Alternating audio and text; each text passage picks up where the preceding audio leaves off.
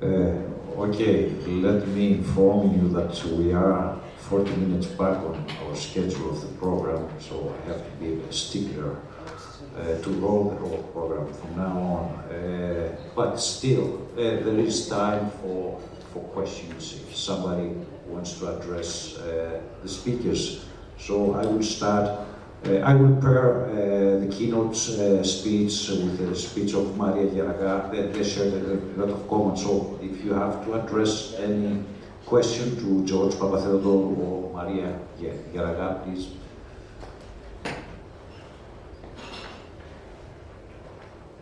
I have a question to Professor Papatheodorou about the hardware Xenia that you presented. This protective wall of viewers, what is the masonry? Is it a big box or out of stones? I have a very good answer. You can ask Vespina, because she's the archaeologist, I'm a geophysical. Okay, I will talk about it on the break. Okay. It's a kind of rapid structures, conical, huge. They are in groups. They might, according to the sea level change, blah blah blah. It's a big thing. It's published, etc. They might have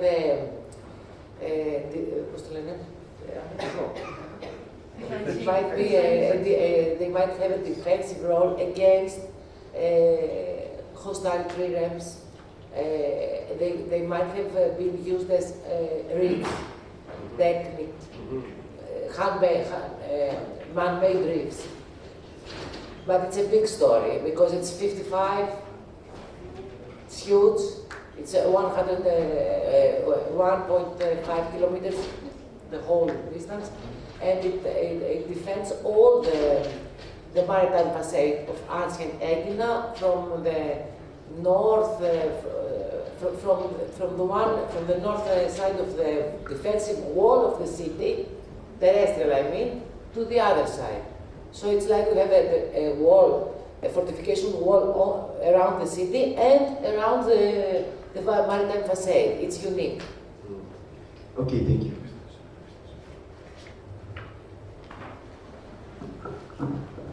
Any other question for those two speakers? Okay, just a note, because I saw again this fantastic shipwreck of the Kefalonia Channel. As archaeologists and underwater archaeologists, we have a reputation of criticizing everything except ourselves. So let me say here that this is one of the most emblematic shipwrecks ever discovered in the Greek territorial waters. It's a huge carrier. And geoarchaeology has done its job. I mean, we know the sea, but now we know the shipwreck formation, and it's about time also the water archaeologists to do their part, because 30 years after the immediate discovery of the shipwreck, we have no information whatsoever about the composition of the cargo. Something was published more than 2 decades ago, dating the shipwreck somewhere between 1st century AD and 1st century BC, this might be right, and saying just that there is one type of amphora, I think Laboya too. This is not the truth. I mean, I examined photos from the shipwreck. It's at least 6 different types of amphoras from Italy, from Spain, from North Africa. So studying this shipwreck has the key of all trading strategies of the 1st century AD, the Roman period. And this is something I really feel it's a smudge of the reputation of underwater archaeology in Greece.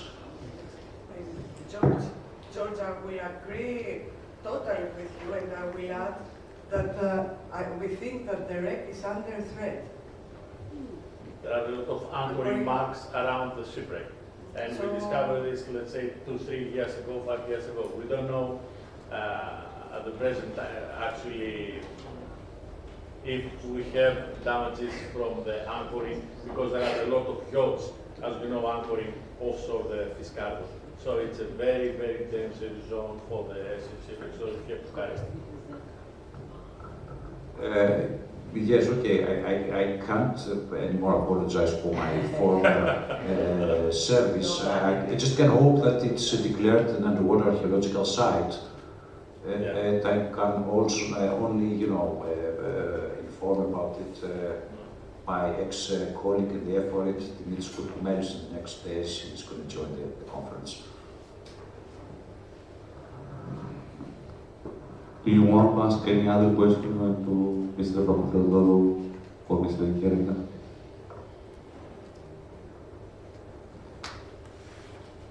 Also, please, the online participants, write your questions to the chat. Do you have any question to our next presenter, Panagiotis Michalis, Dr. Panagiotis Michalis? I have a question. I would like to ask how it's the CCD device was transmit the data. Are they stored in the device and then transmitted to a computer, or real time they send the device, they send the data to a central computer or to a central device? Yes, hi. Unfortunately, the microphone in the room is not so good as the one that is the one with the speaker. So if you could please make the question on the other microphone, it would be. Yes. Can you hear me now? Yes, better. Okay. I would like to ask how is the data transmitted from the CCD device, if they are transmitted online in real time, or they are stored in a, let's say, a device and stored RAM and then restored? Yeah, there are three options actually. They're stored in the SD card of the device. We have a Bluetooth functionality as a backup, but mainly when the device is recovered and is going out and is taken out of the water, it connects with a network that exists in most European cities and transmits automatically the data to a cloud system that is located in our premises, but also is being used for other theft activities. So we have Bluetooth, SD card, but also the NB IoT, which is the narrowband IoT, which transmits, once the device has been recovered, transmits the data automatically to the cloud. Perfect. Thank you very much. Does anyone has any other question? Dr. Michalis?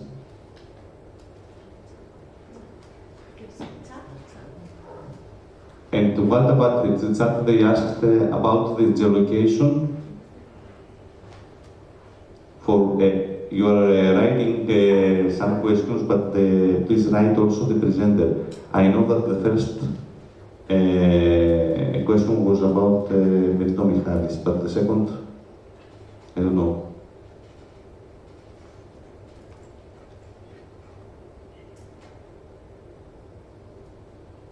Okay, let's keep it short with one or two questions per presenter because the time is past. Let's proceed to Mr. Kirill Velkovsky.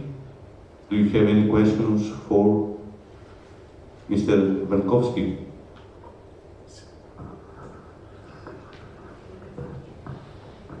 I have a question for Nigel Brauf, actually. About the stratigraphy of the sound. So we are in the mouth of Robotamo River. From what I understand, there was an upper level, stratum 1, with that's containing pottery from late Roman period up to the modern ages, and then directly prehistoric material, the second stratum. No, there is a layer between these, between the materials from the, let's say, harbor utilization of this built as a harbor, The materials are earlier than the Roman period, so they are from archaic period, so 7th century BC on till the late 19th century. Materials in superposition, so in good stratigraphy sequence. Then there is a layer without materials, so we call it hiatus, without materials, between this harbor period accumulation and the Bronze Age settlement. This layer is with evidence for freshwater deposits.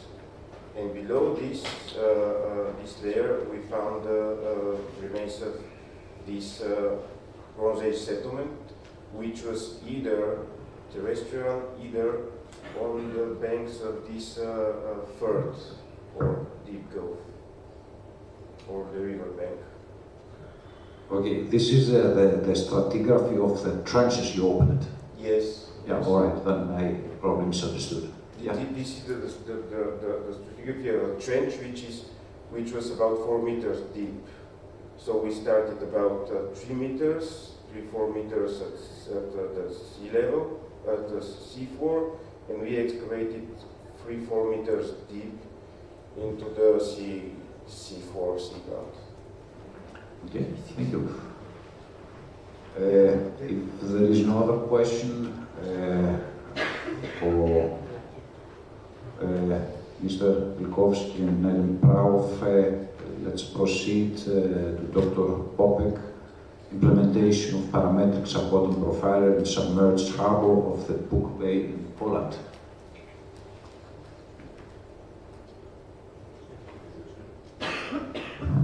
I had a question. I would like to ask Mr. Popek how deep was, because if I correctly understood the sonar that you used, it was able to see about 1 meter below the sea floor, if I correct, behind the floor. Is this correct? And how deep can you see? It's correct. And we want to only shallow water imaging, shallow depth imaging, because we didn't expect the sediments 2 meters in the ground. So during our communication with Innomar company, we asked them that we want only 1.5 meter penetration in the ground. So you understand it well. Perfect, thank you very much. Do you have any other question for Mr. Popek? Okay, let's proceed to the other presenter, our other presenter, Mr. Marco Cosa. Do you have any questions for Mr. Cosa?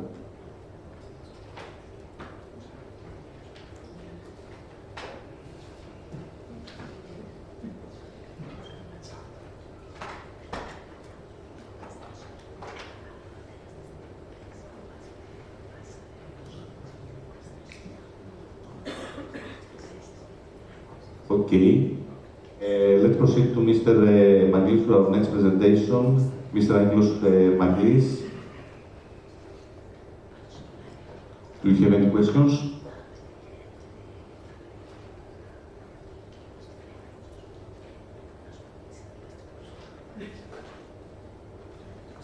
Okay. To Mr. Maglis, I have a question in the chat. Since the project is also about state of preservation and degradation of cultural heritage assets, are these conservations included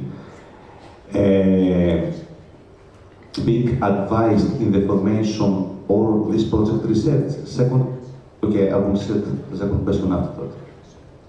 Please repeat the question again, Stelio.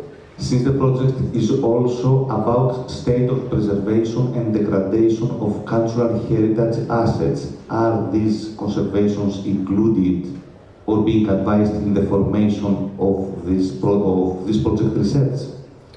I'm not sure on the part of the Italian colleagues in Baia, because we are working a little bit separate, concerning the part of Furni excavation. I know for sure that they are going to be part in the pilot test, because this is always what we implemented Furni. Okay, thank you very much. And another question was, what is meant with there is an issue with quality when referring to use of leaps underwater? Not quality, quantity. Quantity. Yes, quantity. Yes, the laser systems can find if there is a substance. So if we have, let's say, phosphorus, nitrate, or whatever, but they cannot measure the relevant quantity of a heavy metal in volume of water, or in, let's say, square centimeters of artifact, etc. So we cannot measure the quantity. We can only measure the existence. And this is a serious, let's say, research problem that we have to solve. Okay, thank you very much. Also, I have another online questions about Mirto Michali, about the tablet used can record underwater GPS coordinates. Yes, it could, if I understand correctly, it could document the fixed points, but it cannot give the coordinates of specific artifacts that they're recovering during the excavation process. Okay, thank you very much. Thank you. Also,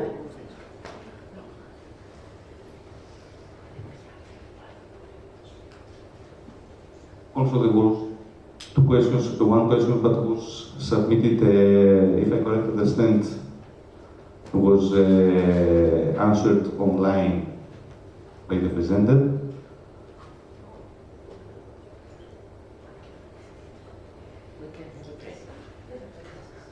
Is there any other question about the other presenters? Mirto Michalis, Yeraga?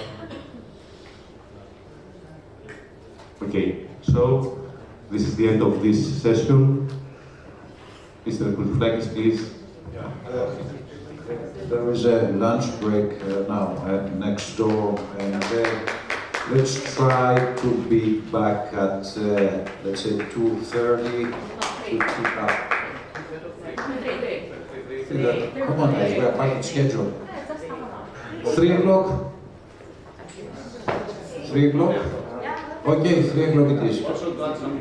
Also, please, next to our next room, where is also our lunch, there is a small exhibition where we can find, where you can see the rov and other equipment from some archaeological, from some research sites, and also some other presentings and other research projects. Also, please. Sorry everybody, but we need to come back at 2:30 local Greek time, because our keynote speaker is from Australia, and due to the time difference, okay, it's too late. So please try to come back, and the online audience please at 2:30 Greek time.